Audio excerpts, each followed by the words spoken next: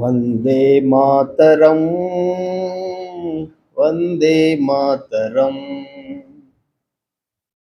సుజలాం సుఫలాం మలయజ శీతలాం శ్యామలం మాతరం వందే మాతరం.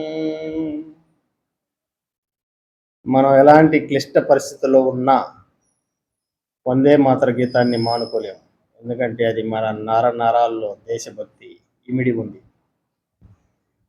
వర్షాకాలం వచ్చేసింది, పోతా ఉంది కూడా, కానీ వర్షాలు పడట్లేదు. కారణం ఏంటి?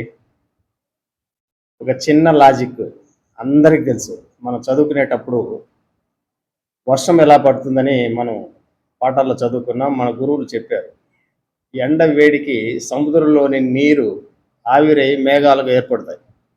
ఆ మేఘాలకు చల్లని గాలి తగిలినప్పుడు అవి కరిగి వర్షిస్తాయి, అంటే వర్షంలా కురుస్తాయి.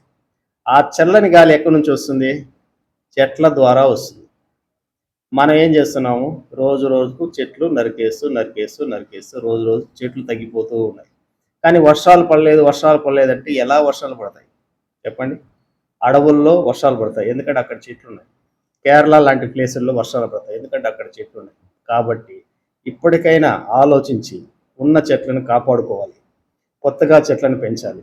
ఇప్పుడు ఎంత వేడి, ఎంత ఉక్కపోతలు, ఎంత అనుభవిస్తున్నామో ప్రత్యక్షంగా అందరికీ తెలుసు కదా. చూడు, షర్ట్ వేసుకునేదానికి కూడా అంత ఓపిక లేదు, అంత వేడిగా ఉంది.